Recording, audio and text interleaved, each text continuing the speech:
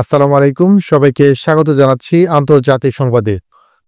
সাম্প্রতিক সময়ে কাতার ও ইসরায়েলের মধ্যে উত্তেজনা ক্রমশ বেড়েই চলেছে। এরই মধ্যে ইসরায়েলি যুদ্ধবিমান সৌদি আরব ও জর্ডানের আকাশসীমা ব্যবহার করে কাতারে হামলা চালিয়েছে। এই ঘটনা মধ্যপ্রাচ্যের ভূ রাজনীতিতে এক নতুন মেরুকরণের ইঙ্গিত দিচ্ছে। প্রশ্ন উঠছে, কেন এই দুই মুসলিম দেশ, যারা ঐতিহাসিকভাবে ফিলিস্তিনপন্থী বলে পরিচিত, ইসরায়েলের সামরিক কার্যক্রমকে পরোক্ষভাবেই সমর্থন করছে? সৌদি আরবের সঙ্গে ইসরায়েলের কোনো আনুষ্ঠানিক কূটনৈতিক সম্পর্ক না থাকলেও দুই দেশের মধ্যে এক গোপন আঁতাত রয়েছে। এর মূলে রয়েছে অভিন্ন শত্রু ইরান।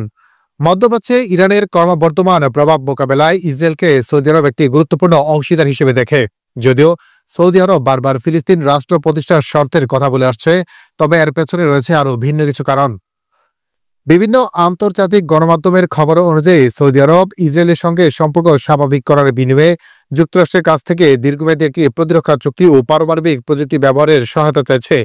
এই পদক্ষেপের মাধ্যমে তারা নিজেদের আঞ্চলিক নিরাপত্তা জোরদার করতে এবং পারমাণবিক শক্তিধর দেশ হিসেবে নিজেদের অবস্থান প্রতিষ্ঠা করতে চায়।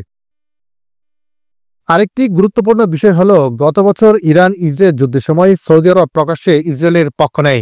সেই সময় ইরানের ড্রোন ও ক্ষেপণাস্ত্র হামলা ঠেকাতে সৌদি আরব ইসরায়েলকে সহযোগিতা করে। ধারণা করা হয় সেই সময় থেকে ইসরায়েলি বিমানকে সৌদির আকাশসীমা ব্যবহারের অনুমতি দেওয়া হয়েছিল। জর্ডান সেই সব হাতে গোনা কয়েকটি আরব রাষ্ট্রের মধ্যে একটি, যারা ইসরায়েলের সঙ্গে শান্তি চুক্তি স্বাক্ষর রয়েছে। 1994 সালে স্বাক্ষরিত এই চুক্তি তাদের সম্পর্ককে কৌশলগত মিত্রতায় পরিণত করেছে। সীমান্ত নিরাপত্তা এবং গোয়েন্দা তথ্য আদান প্রদানে উভয় দেশ ঘনিষ্ঠভাবেই কাজ করে। আমেরিকার অন্যতম গুরুত্বপূর্ণ মিত্র হিসেবে জর্ডান নিয়মিত বিপুল পরিমাণের অর্থনৈতিক ও সামরিক সহায়তা পেয়ে থাকে। তাই জর্ডানের পক্ষে আমেরিকার মিত্র ইসরায়েলের সঙ্গে সম্পর্ক বজায় রাখা জরুরি। যদিও জর্ডানের সাধারণ মানুষ ফিলিস্তিনের সংকটের বিষয়ে সংবেদনশীল, তবে দেশটির সরকার নিরাপত্তার স্বার্থে ইসরায়েলের সঙ্গে সহযোগিতার সম্পর্ক বজায় রাখে।